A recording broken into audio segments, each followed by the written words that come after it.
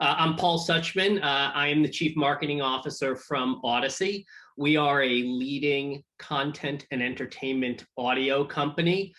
We have a really wonderful collection, the nation's best collection of radio stations, podcasts, podcast studios, the fastest growing digital streaming app, and now we're bringing live events back, and we could not be more excited about that.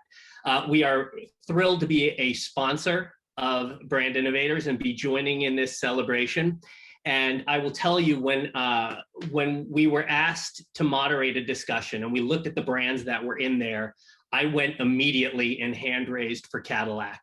And the reason I did, I'm a car person, I'm also a brand person. And when you think about those two together, there is no more iconic brand in automotive history and today in the US than Cadillac. So it's a privilege to be here with all of you, with Melissa, with Marcie, with Jason. Thank you so much for making time, for spending it with the Brand Innovators community, for spending it with me. Let's just dive right into it. And let's start right there. Let's start with the brand. This is, again, one of the most iconic brands in history. In fact, I did look this up. We had talked about this during our prep session. There is no more mention of a brand in any song on the planet than Cadillac. It's several hundred times that word is mentioned in songs across every single genre, everywhere on the planet. So let's just open it up. Give the audience a little bit about the Cadillac brand. It's 120 years of innovation, of legacy, of reinvention. Tell us about the brand and set that conversation off for us. Well, Paul, I feel like you just did that. I have to agree with you. And thank you so much for that intro, because I think we agree. And one of the reasons we all love working on this brand is it is an American icon. It is a brand that has been here for almost 120 years and is steeped in innovation. I think it's just one of the things that's so interesting when you look at our history. And the only way that a brand can stay around for that long really is through the process of reinvention, driving forward, always, staying with the times and being something new. And it really is just a testament to the Cadillac DNA. We have a history of invention and reinvention, and we're right now in a huge product renaissance. It's a really exciting time to be a Cadillac. When you look at our product portfolio right now, our oldest vehicle is not quite 3 years old. That is for ICE vehicles. This, as we're on about to embark on our EV journey and really shift the whole brand into EV. So huge, all new products now, moving into EV. Everyone wants to sing about us. Everyone wants to write about us. And I think it's such a fun, iconic brand to work on, and it has been through history. And I think it's always been recognized as that. So we all love it.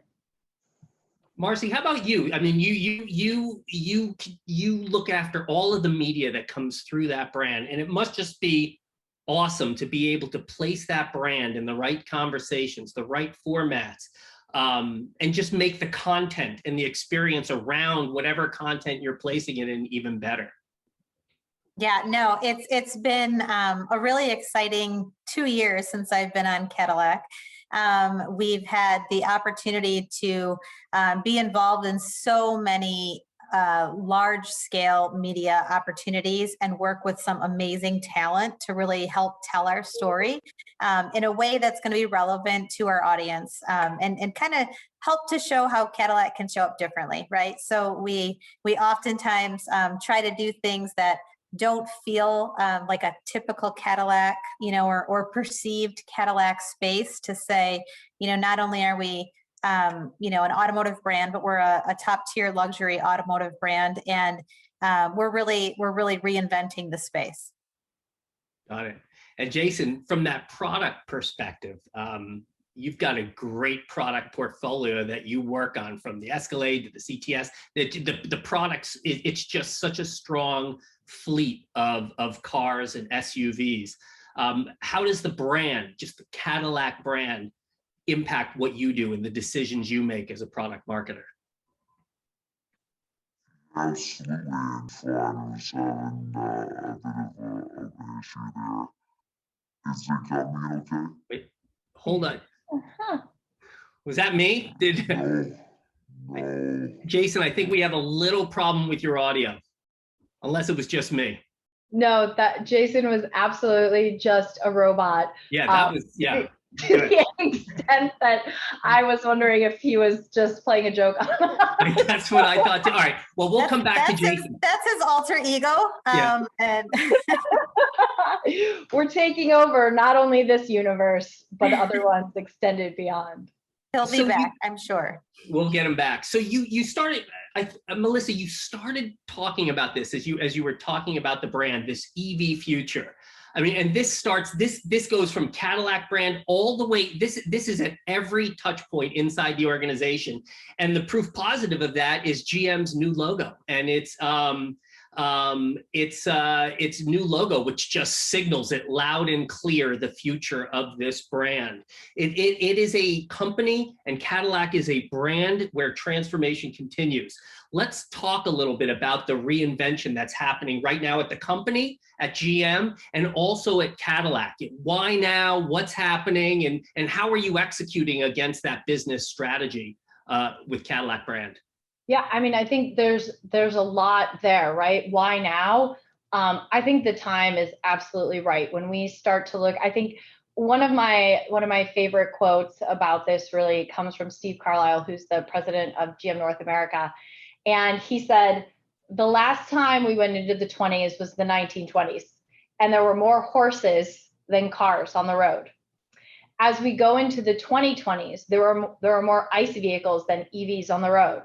But as we come out of this decade, there's going to be more EVs. We're at this tipping point, and ICE is an internal combustion engine, and we are at the end of the ICE age. So the time is now, and we at GM have really taken a great position in this to really be a leader in the space. And I fully believe Cadillac is going to be the luxury EV leader. GM took a step back and said, what is the right architecture for EV? What does the battery composition need to be? What does the architecture of the battery packs, of the vehicle, of the motors, what does all of that look like in what should be the best EV vehicle? And we have built this platform, which is called Ultium, from the ground up. And it's flexible. If you sort of think of Legos, the battery packs and the way it all fits together are like Legos. So if we want to make a small vehicle like the Bolt, if we want to make the beautiful Lyriq, if we want to make the giant Hummer, we can do all of that on this platform. So it's really exciting what we've done. We have a huge investment in EV development, in our own EV architecture, in the ecosystem. We're looking at all the customer pain points along the way, installing home charging along the road, just understanding this whole new world. And, GM has this really, we're mission driven, and our mission is really 0, 0, 0, 0 crashes, emissions, and congestion. And, it's clear where Cadillac fits into this. We are going to be the first all EV brand within GM, and we're ready for the future. That's awesome. In fact, I read this morning that you're starting production on the CTS a week ahead of schedule down in Tennessee, because you were able to get all those production processes in line quicker, and it's coming. So it's just so exciting. What does that mean from a user standpoint? When will we as consumers start to feel, touch, and be part of that all electric future? When does it get in our hands? Well, I'm really glad you asked that question. What we would like is for you to go onto our website and sign up right now, because it's coming, and it's coming really quickly. So right now we are at the collecting hand raiser stage, so that people will be in the know about when things are coming.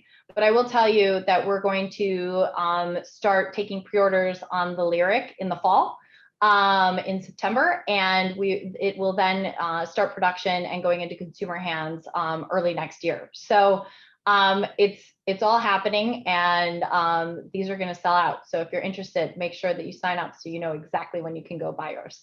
I thought you were going to do an Oprah moment there, where you win a car, where everybody in the community, you get a car and you get a car. Jason, you're back. Are you good? let us hear you. Does that sound better? Yes. Yes. Yes. Okay, well, maybe it doesn't, and then that's probably a greater problem for me. But no, a little bit of normal Zoom problems for me. So all right.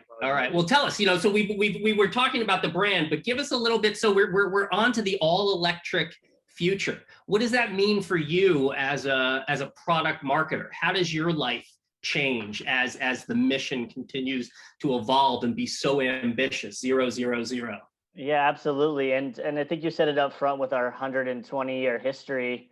And something we hear and say a lot, which is more will change in the next 10 years than really change in the industry in the first 120. If you look at the whole shift to EV, if we look at the shift to autonomous, and Cadillac really being leaders in that with our all EV future, but also really getting towards an autonomous future as well, with even a step in the right direction, and really the industry leading with Super Cruise that we certainly have on Escalade and our CT4 and 5 today, but we'll have in a lot of our products in the future. So from our perspective, just a really good way in, and we'll definitely continue to be investing in that direction. It's awesome. So Marcie, let me ask you a question, right? Turning this now towards marketing a little bit more, with everything that's going on and being in this state of reinvention, and as Jason said, the pace just accelerating faster and faster. How are you connecting and engaging with audiences in ways that, one, build loyal customers, get them to sign up, get them with you on the all electric future, and taking them along on that journey with you? What are you doing to really bring customers, both current and prospective, along with you for that ride? Pun intended, actually. Yeah, it's been awesome. I think as we're reinventing our products, it also gives us the opportunity to reinvent marketing and look at our spaces and say, not what is it today, but kind of what could it be, and what is that new expectations that consumers have. I think, in the last year, it's been a tricky one, but it's presented us with a really great opportunity to invent some engaging platforms like Cadillac Live, and having a space where customers can come online and talk to a human face to face. So, if your dealer's closed, if it's after hours, if you just left the sales floor and you thought of 10 more questions, you can go to CadillacLive.com, you log on, you talk one-on-one, someone can walk you through the vehicle.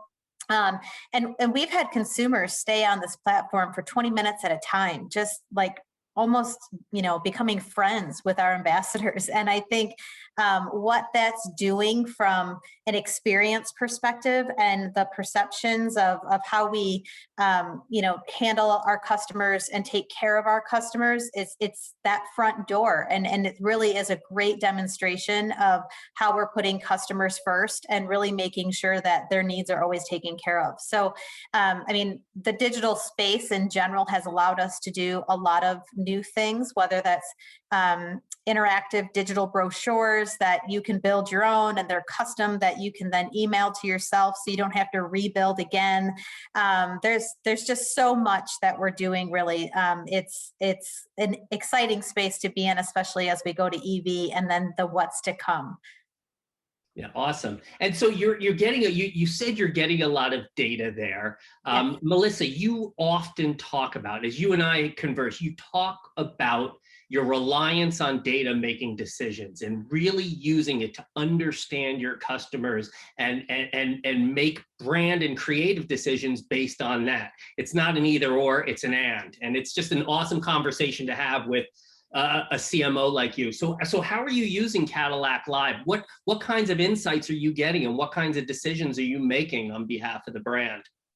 Yeah, I think Cadillac Live is just one piece of a whole suite of things that we look at, because, we're constantly trying to understand who are our customers, what are the insights about them, what are the things that drive people. I was talking earlier about the Cadillac DNA, and there's this entrepreneurial spirit, there's this push and this drive to always be doing better.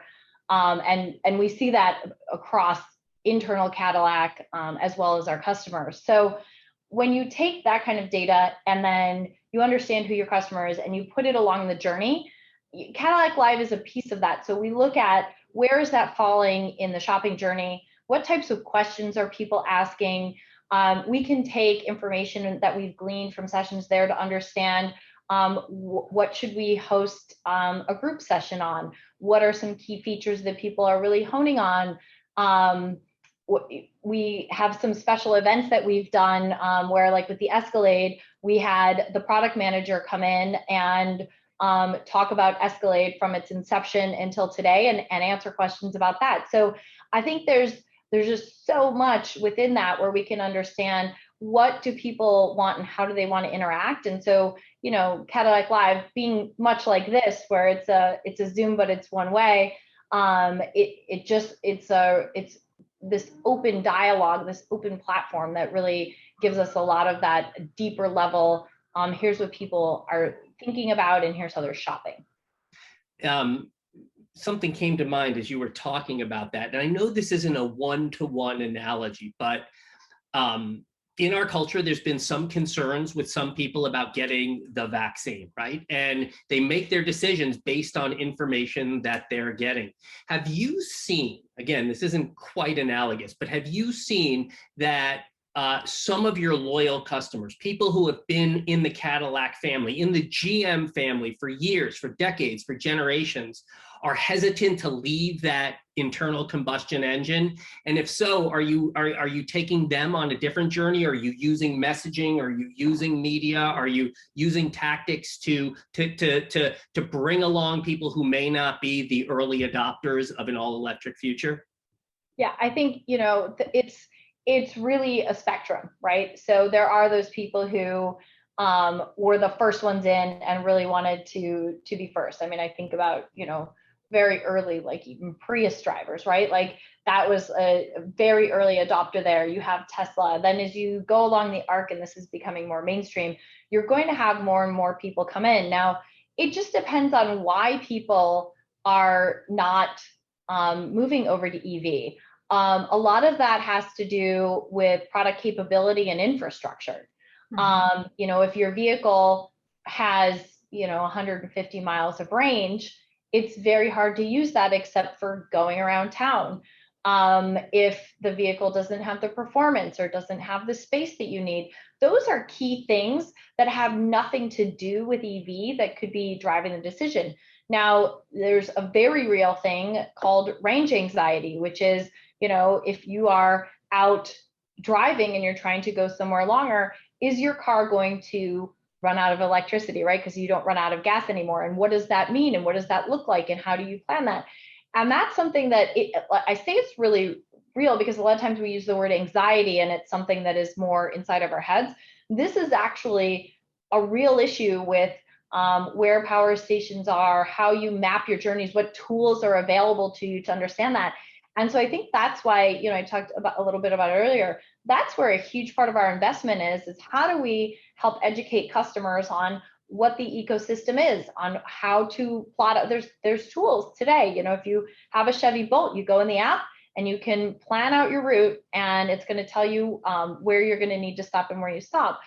Helping people understand those things, and then also having vehicles that have 300 miles of range and can charge more quickly. Those are really important things. And so just by removing those barriers, we're going to get more and more people that are going to be converting over to EV. Now, you know, when we look at what does this look like in 10 years, it's very hard to say, but we're really seeing a tipping point. We're really seeing, you know, EV sales start to pick up. And so I think it's going to be a really fun journey to be on to help people through this, and just to watch the technology evolve to meet consumer needs. And by consumers, I mean all of, you know, the four of us, as well as every other person that that drives a vehicle versus, you know, someone who takes public transportation. So it's fun. Go ahead, Jason. Yeah, and no, and Paul, if I could just add to that, I think Melissa hit on the education piece, which is, as marketers, is a great opportunity to really showcase how an EV is going to fit into people's lives. You know, a good example to Melissa's, you know, point there is, you know, we, you know, have a lot of, you know, data around drive patterns and, you know, an average XT5 owner and how they use an XT5 today. And if you compare that to a Lyriq, which is a similar sized SUV, you'll see that, for, a large amount of consumers that would fit very well in their lifestyle without any concern for range or any other functionality. So I think it's just that opportunity to really start to showcase what our EV and what, the new phase of EVs are and how they're going to fit into a life of a luxury customer. So Marcie, being a luxury brand, right? Being this luxury brand, and the luxury brands you compete against, both foreign and domestic. And we had a great conversation in as we were talking about this session about how it's also bringing GM car owners up and graduating them up into Cadillac. As you go to this all EV future, are you targeting then different consumers? Are you thinking about your media strategies across all channels differently? Does it change as the message evolves? Yeah, absolutely. I think we've had the great history of having 100 years worth of owner data, right, that we can tap in and build models and leverage. Well, for the first time in our marketing history, we don't have an EV owner database, right? We don't know this consumer like we do our near and dear owners. So we do have very specific EV target audiences. We've been working with data providers and our agencies to really model that and make sure that not only are they, do they have a high propensity for an electric vehicle, but they're specifically looking for a luxury electric. Because I think, there's debate in the industry of like, Tesla's not really like a luxury feel. If you got in one, it feels very functional, very practical, where I think when you get in our electric vehicle, you're going to feel this very luxurious space, and it's going to definitely make you feel a certain way. And it's really now finding those people that are not only EV, but EV luxury, because true luxury in its sense. So we have a plan. We've got some really great sources that we're working with to be able to do that as effectively as possible. Does it change the way you think about media and the types of media that you're going to invest in and buy and focus on? 100%. We have an audience first approach holistically at Cadillac. So we kind of, I'll use the typical purchase funnel, right? From an awareness down to in-market perspective. Well, if you flip that on a tactic, you've got in that awareness, it's TV. And as you move down that funnel, you've got more addressable mediums, whether that's, streaming and OTT or CTV. And so what we're doing at Cadillac is saying, if we have data, if we know who our consumers in, let's fill the bottom and work our way up so that we're really maximizing the exposure to our high propensity audiences versus just screaming from the mountaintop to anybody that will hear us. We really want to be targeted in our approach to ensure that our marketing dollars go to an effective plan. That was going to be, it's a perfect segue into, unless Melissa, Jason, anything to add to that. I was going to change the conversation to talk about your innovation agenda. And as we're coming out of the end of this pandemic and people are returning to whatever the new normal is in their lives, how do you think about your marketing innovation agenda? What are you going to be doing differently for this half of the year into next year, just both from a pure innovation, testing, trying, and also to deliver on the objectives of the business? Anything to share with with our community? Yeah, I think I can start, and then Marcie and Jason can jump in here. I think, when we look at innovation, we look at it really holistically. So from the product to the different features there to how we bring those to market to how we reach our customers. And when we look at, Marcie mentioned earlier, showing up differently. And that's something that I think is really, it's at the core and crux of our strategy. We have this high propensity audience, our current and EV. And when we look at that audience, we use that to do all of our media planning, as Marcie was walking through. So we go through, we index every property, we understand where consumers are. And in that, what we really do then is we say, okay, here's where people are. How do we show up differently? And an example of that is this. I think sports index is high for us. I think it's a place where brands really love to play now because it's live, right? So a couple of years ago, we were reevaluating based on this audience data we had, and we looked, and NFL and NCAA both really indexed very similarly. We had been running some TV spots on the NFL. We went and worked with Fox on the NCAA, and we were able to do a partnership with Joel Klatt and Gus on their show before NCAA.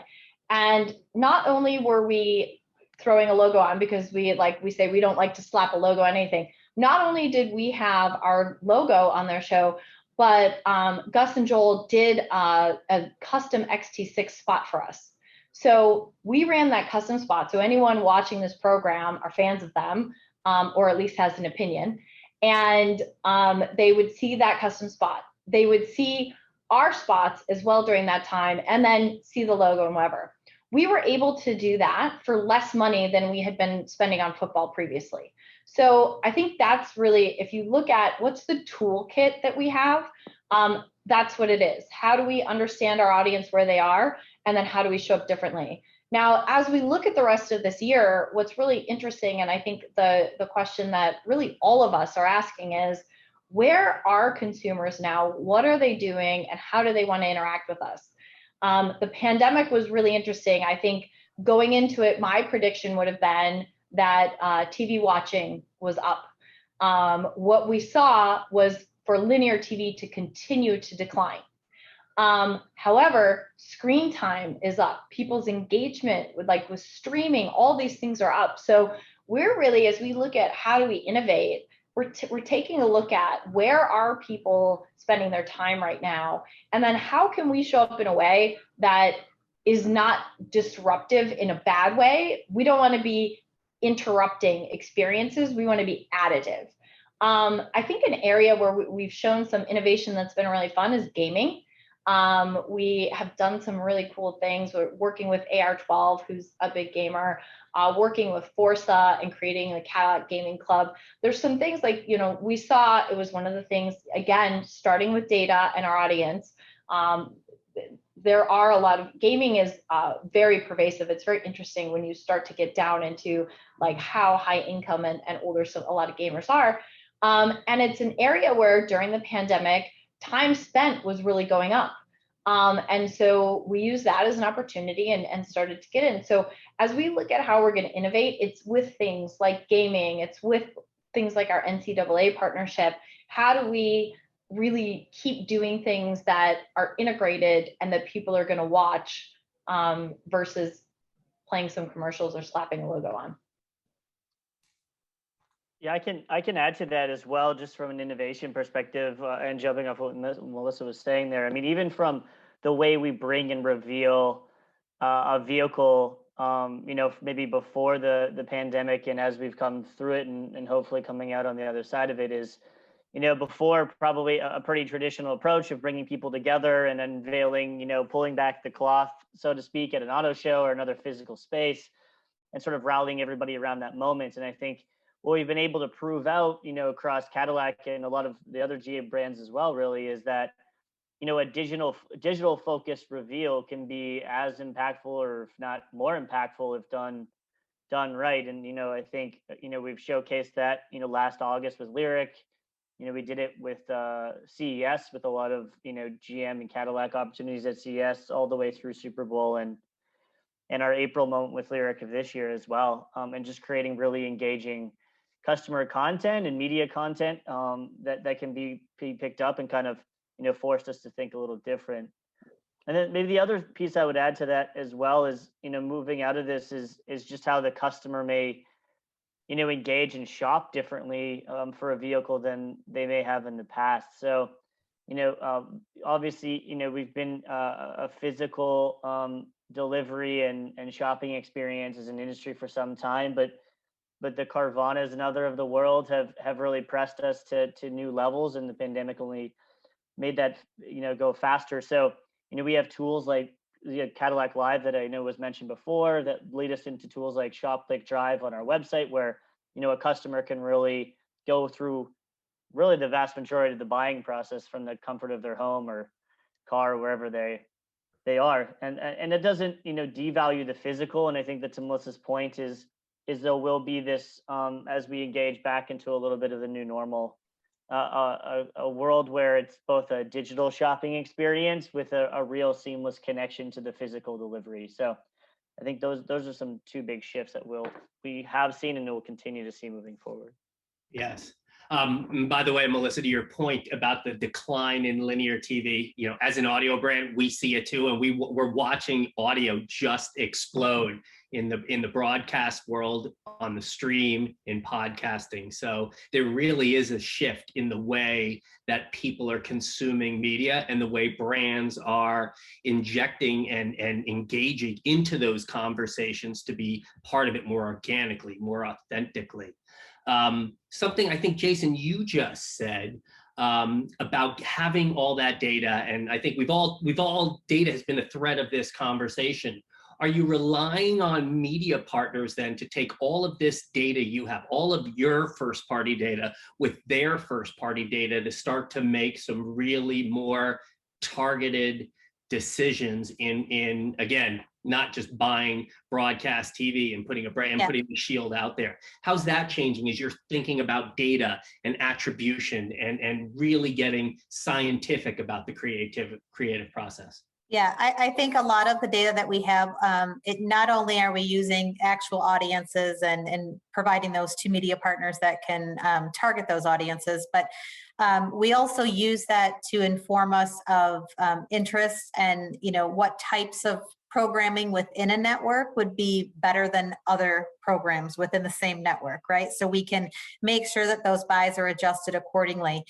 We also take a lot of our consumer insight and ensure that, even down to the visuals that you see in our commercials, that, there's something being shown that is some identification that to our target consumer, they're going to say, oh, I love swimming pools and magic shows or whatever that might be, right? So visually, if you're not the target, audience, it might not be relevant, but there's things that we're putting into our commercials based on data that we have that would then suggest, how we are a brand for you. From there, we're taking that and, if you're becoming a hand raiser, if you come to our website, we're trying to provide personalized experiences. So what you see on Cadillac.com might not be what Melissa sees, just depending on where you came from, what your previous activities were. So really taking that kind of innovation lens into all of our mediums to say, how can we do this better with the data we have to ensure that you're getting this personalized experience, and really feeling like we're listening to you. We know what you expect and we understand your needs. We can provide different tools according to the types of things that you're searching, right? So if you're ready to buy, we might send you to Shop, Click, Drive. If you have questions on specs and vehicle build out information, then we might send you to Cadillac Live. So like there's different ways that we're using that data to work as hard as it can for us, from not only just a direct target perspective, but also an inform to help make sure that we're relevant as possible. And I just want to build on what Marcie said too for a minute there. Something that's really interesting for us is this flip of conversation. So we've talked a lot about consumers, but when we look at our media partners, this has totally changed the conversation. If you look at 5 years ago, if you had talked to me, I was looking for whichever partner had the best lookalike model. That's what I really wanted. Who can help me find those customers that look like my customers? Now, because we've modeled out this audience and it's a conquest audience, the conversation that we have is totally different. As Marcie was saying, we're going out to find our audience. So the first thing that we do whenever anyone approaches us or we're going out to find partners is we do a quick match. Does this partner have a high index with our audience? Is this partner doing something that is interesting to our consumers and potential consumers? And it really helps us have much better conversations because right off the bat, we say, yep, this is a match, or no, this isn't a match. If this is a match, we don't just want to throw our logo somewhere. How are we going to, in a way that's relevant with what your property is, do something different? How can you help us be better marketers and connect with the consumers that you have on your platform. So now, instead of looking for the best lookalike partner or the best data partner, which doesn't help us anymore, we're looking for the people who have our audience and are really going to help us show up differently, as we call it. Absolutely. So it's again, and I hear that when I speak with teams like yours, that's exactly the conversation. We're not buying channels, we're not buying spots and dots. We want audience, and we know who our audience is, and we need to meet that audience online, on air, in audio environments. So I get that. I was going to save questions till the end, but I've been looking at the chat, at the questions coming in. There's a couple that are kind of relevant now. So we can call this a quick commercial break here and jump in. The questions are awesome. People are super engaged with this content. Jason, you did freak a couple of people out with the voice modulation, and I just want you to know that. But it seems like everybody is calm, and we've restored order. But you talk a data strategy, particularly in the last couple of months, right? With everything that we've learned, and consumption habits changing, and work habits changing, and lives blending, has your data strategy evolved over the last few months, or has it stayed the same? So I'll take that one first, and these guys can jump in on it. Our data strategy hasn't changed. And honestly, I think this is really working with our agency, one of the things where we had some foresight, because not to pat ourselves on the back, but as you're looking at cookies going away and what that means and how that's making a lot of people change their data strategies now, we went to this identity first, not counting on cookies, identity first solution about 2 years ago. And so now, because we have this audience, we're able to understand how their behaviors are changing, to understand where they're interacting, and we can do this all in a privacy safe way without being dependent on third-party cookies or data that will be deprecated or all these other things. So I think that's one of the things moving forward that has us in a good position. And we're, like everyone else, really wondering what the implications of cookie deprecation and changes on Safari today, changes on Chrome tomorrow, what all that's going to mean. But from a strategy perspective, it's stayed the same. Where we see the differences is on what's coming out of that data. So, we see our audience engaging in certain platforms less, as we talked about with linear. We see our audience really engaging in more things differently, like gaming, understanding, as we're moving through the upfronts, what are some of the areas where we see a high index, what sports are we looking at, all of these different things. And so we see these changing behaviors. I think this is a really fascinating one that we just had. Golf viewership for the PGA was way up this year. So it's really, we have a huge partnership with the PGA. We had some really fun. We were working with the coaching channel, which was a new thing for the PGA, and for us, it was really fun. But to see that engagement, to see that, I think those are the things that we're seeing and that we're really keeping an eye on, is how are things changing, and how are people engaging with brands. And I'll add to that, if you don't mind, but I think the other piece of it is to Melissa's point, the strategy doesn't change, but I think the tactics, the partners, and the behaviors from consumers are changing. And so we can be nimble and account for those things as we're seeing them. So whether that means adding different partners, trying and testing new creative units or tactics, right? So the strategy is still data-led from consumers, but the things that we're trying as a result to make sure that we're reaching all of those consumers is what changes. You and I talked about test and learn, and having that mindset, and being, data-led, being insight-driven. Test and learn and fail fast and reinvent is part of the DNA. And every time, Melissa, I've heard you speak, that seems to be there in your conversation, implied and explicitly talked about. How are you taking that forward with new technology, this test and learn, in this new future with new messaging and in this reinvention? What does test and learn look like now? I was just going to answer your question with that. How we're bringing it forward, we're testing and learning. Yeah. I mean, it's literally, that's Right. what we do. I think we're trying to do a lot of unique and different things. And we go through and we look at, what like knocked it out of the park that we didn't expect. I think, an example of this is going into the Escalade launch. There were a lot of activities that we were trying. We called it Escalade Everywhere. How do we let everyone know there's a new Escalade and what it's doing? And there were a few things that really knocked it out of the park that we weren't expecting. I mean, like 2 examples of this are, we worked with 60-second documentaries, and we had Becky Hammond and we had Killer Mike. And the Becky Hammond, who's one of the first female coaches, hers got picked up on so many different stories that we had billions of impressions. Now, never in our success metrics for what that would look like was it anything like that. I think another one that just worked so well that we were so proud of was we worked with James Blake, who's a Grammy Award-winning artist, and this was still prime time of the pandemic. It was in September, and if you remember, summer was starting to wind down. We hadn't been to live events in a long time. There was still a lot of uncertainty. Winter was coming. It was there was a lot going on for people. We went and did something with him with his new song called A First Listen. And what we did is it's basically we were trying to, the Escalade has 36 speakers from AKG. AKG is very well known in the audio industry.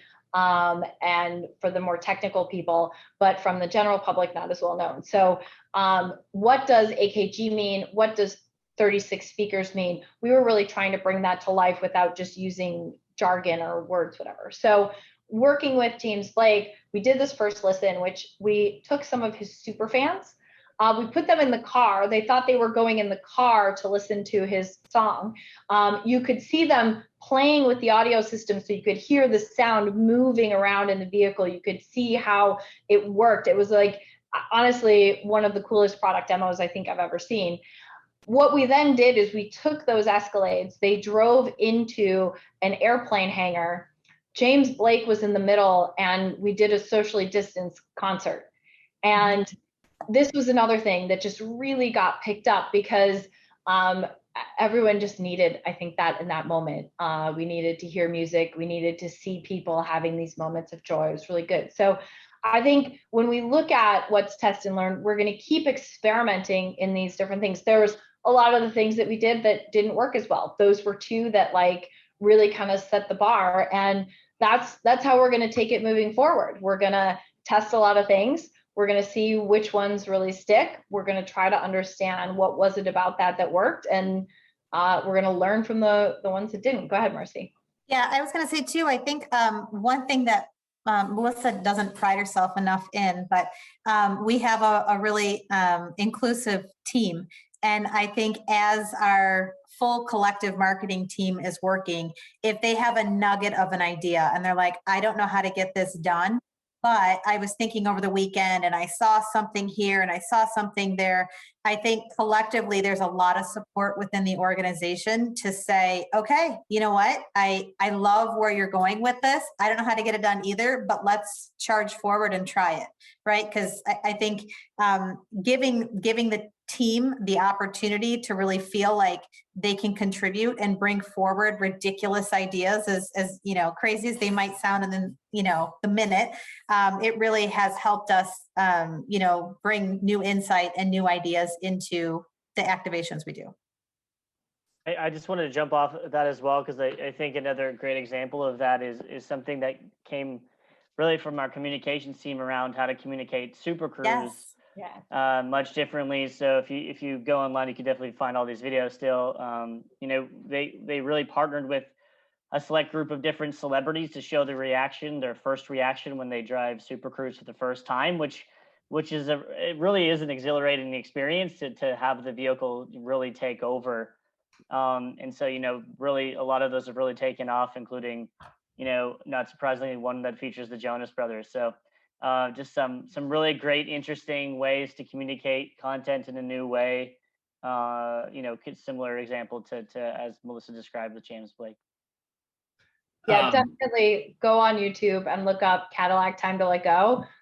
Super Cruise is exhilarating, and these videos, as Jason said, you can go along with Sofia Vergara and her husband, Tiffany Haddish, Twitch, the Jonas Brothers. It's like amazing to watch these very animated people go through the experience. It's really fun. So we all have that first hands-free driving experience, right? You know where you were. So that's awesome. There was just that last 4 minutes of the conversation was just amazing. I'm writing down things that I want to talk about, and I'm mindful of the time. This conversation is going so quickly. So there's 3 things I want to make sure we hit on here that we just talked about. The sound of the car, the team that is doing this, and then all of these influencers. So I'm going to go right in that order. So, and again, because I'm so interested in thinking about audio, I'm really interested in Cadillac's sonic brand. And as the world continues to move towards this screenless, voice-led computing, how a brand sounds has never been more important. And for Cadillac in particular, that sound, that extends far beyond the sonic chime you hear in your spots, that you don't even need to be watching a spot and you know it's a Cadillac spot because there is like some sound cues. But that sound extends to in the car, the stereo, what it sounds like when you press that button. That'll change, obviously, as you go from an internal combustion engine to an EV future. So how is Cadillac thinking about its sonic identity and sound? I think, Paul, once again, you've answered so beautifully for us. But I think you hit on all the things. So there are definitely, when we think about our commercials, like the sound, the riff that is at the beginning of our commercial that just says Cadillac, right? It's this big, bold, badass sound, and that's Cadillac. When you look at the vehicles, I think it's so interesting because there are sound engineers who work through all of these things. And I think what's fascinating is, in fact, on our team, we have a sound engineer who is classically musically trained. He's worked with a lot of huge names in the music industry that you would immediately know, and thinks about each of the sounds. What is the sound when you get in the car? What is the sound of the seatbelt? What is this, all of those things, and how do we optimize that experience? When do we need to make someone feel happy? When do we need to alert someone, but try not to make it too jarring unless it needs to be jarring? All of these things. So that is something that is very well thought out and orchestrated. You made the point that's really interesting, and I think for us, such a pivotal and really fun moment. As we move into EVs, first of all, there is no sound of the engine. So what are the sounds that we're going to orchestrate in the car? It's really interesting as we look at it, and especially if you think about electricity, EV, we really start to look at sound and light choreography and how do those things play out in the vehicle, and you get to take a step back and make it a lot more meaningful. So it's a really interesting time, and I think if you've seen the Lyric commercial, and if you haven't seen the Lyric yet, if you go on our website and start to look at how the lights are playing out, you'll start to see how, as a brand, we're really looking at those two things and how they're going to play together. Yeah, and just to jump off that on the vehicle side, to Melissa's comment on the sound engineers, it's always about sound in and sound out. And as we go to this EV future, it's just about how much of the sound you let in versus how much you don't, and just the different experience that creates. It will be really interesting, for us moving forward. And then I think just another great example of where we show our sound characteristics is with Escalade, with 36 speakers in the Escalade. And again, a cool piece of content we just released with RZA playing off of 36 chambers, with the Wu-Tang Clan is just really showcasing this incredible speaker technology in the vehicle. We've done a lot of work with AKG to make that world class. So I think just another great example from our brand. I love how we're all diving in on these questions, and it's not question answer. I really appreciate this team, and what you can tell from this team is this is a dynamic team. and proof positive, and it probably extends beyond you and all the people who work next to you, behind you, under you, around you. During this pandemic, the Cadillac brand continued to thrive. Record sales, 2019, 2020. Because that's what dynamic teams do. So how do you do that as a company, as a team? How have you been fostering this energy, this winning dynamic, this inclusion that's happening, and it's just, you can feel it. You can feel it radiating out of the screen. What's the secret if you were to tell our community here, like how do you foster that? What would you say? Yeah, I think there's quite a few things. The first thing I think is we as a team all really care about each other as human beings. And I think we really try to stay really connected and work closely together. During the pandemic, like early on, we were trying to do things to help us get our heads out of what was going on. We had been working with Second City before things shut down. And once we moved into the pandemic, we started doing Zoom sessions that moved more from how do we get ourselves out of our normal situation into us laughing together for an hour. And I think that having that connection, knowing that we were all in it together really, and trying to create moments for us to be together is one way that really helped. I think, the other thing is we do have a high energy dynamic team, and high energy dynamic teams figure out how to be fast, flexible, and agile in these situations. And everyone just, and we have a really passionate team. And I think if I look at my own life, my own career and everything, passion can really bring about the outcomes that you want, probably more than any other characteristic. So I think, go ahead first. Yeah, I was going to add that I think, it extends not even just within marketing at Cadillac, but the sales ops organization as well. I think in general, the leadership that we have at Cadillac and GM has been very empathetic to the situation and the challenges that a lot of us have had to experience with having kids home or dogs barking or you name it, internet going out, Darth Vader voices in the middle of presentations, like whatever that situation might be. I think there's a real respect and understanding for everybody that's a part of the team.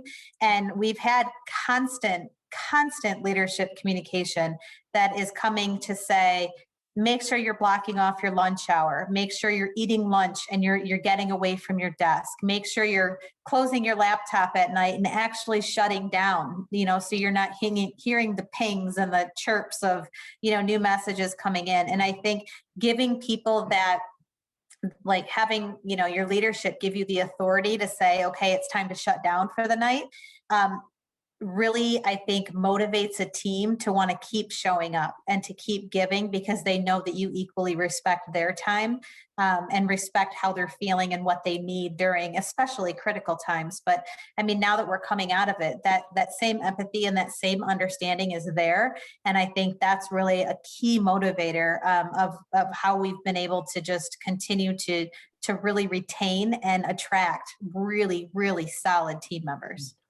Yeah, and I would just add that, I think that really just came right from the top of GM as well, and seeing how quickly we at the most senior levels of our company really pivoted through the beginning of the pandemic to starting to, make masks and ventilators and really rallying together as an organization, to go and help to solve some quick and complex problems. So I think it started from the top, and to Melissa and Marcie's points, the team really took it from there.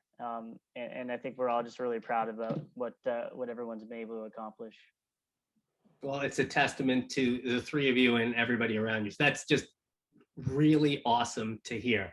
I know we're going to get to time in 5 minutes. I wanted to ask one more question, and then we'll see how many other questions we can get through. There's been another theme that has gone through this conversation, and this theme of influence, right? And Cadillac is, as we talked about, well over 200, 300. There's nobody actually has the count. I can't find the exact number, but it's hundreds of songs that mention the brand. And you all just mentioned, you went into golf and you talked about golf and you talked about celebrities and you talked about artists and you talked about singers. How are you thinking about influencers going forward, and the types of influencers and how you pick influencers and what they mean to you and how they show up going forward for the brand. Yeah, I think I can start again and these guys can jump in, but it's really when we have a very clear vision of what the Cadillac brand is. It's about big dreams, bold ambitions, being an entrepreneur, being, someone who, never stops arriving, right? And so as we look at who are we going to partner with, we look for people who embody those same values. We're also very big at both GM and Cadillac on, equity and justice for all. So as we look at these key things, I think it becomes very easy for us to understand who are the people that really stand with us as a brand, who really embodies that. And that's how we think about who we're going to partner with, and we really vet things. Yeah, and I would just add to that. I think it's in some Melissa's points there about, curated relationships and those that really just embody the brand. And to your point, Paul, on how much we're in music, I think, there's a lot of, influencers or just, consumers out there that have a real strong connection to the Cadillac brand because, we've been around and we've been that iconic brand before. And, why we can find partners like Regina King and she can just be, just so passionate about our brand right from her own voice. So I think that just gives us the great opportunity to do that. 2 Johnny Cash songs, not 1 Johnny Cash song, 2 Johnny Cash songs. So I'm looking at these questions. We're coming up on the top of the hour. So again, I do want to say thank you to all of you here. This was just an awesome conversation. The rest of the questions, the theme throughout these questions is about technology and how you're using technology. I think we've touched on that. I don't know if there's anything you want to add on how you're evaluating technology and evaluating new media channels. Is there a checklist? Is there something you're looking for or going through? I think that's something the community wants to hear about. Yeah, I don't think that there's anything beyond what, like we said, again, everything starts with the customer. So when we look at the customer journey, what are the areas that we need to enable? What are the things that we need to enable? And that's really how we, I think, approach technology when we look at an ad tech or a MarTech perspective. And same with like audience, everything. It's like we always start with what we're trying to achieve, and then we go back and figure out what is going to be the best way to enable whatever that journey is. Got it. David, you're back. Hi, David. I am back. I was still muted. There's always at least once per show. I'll forget, but no, I am back. Really, Paul. Amazing job, Melissa, Jason, Marcie. Thank you so much for being here. Paul, you took the words out of my mouth. I'm here taking notes for, the little banter in between the sessions. And what I took away was the same thing you took away. You guys clearly have such a fantastic dynamic, the way you work together.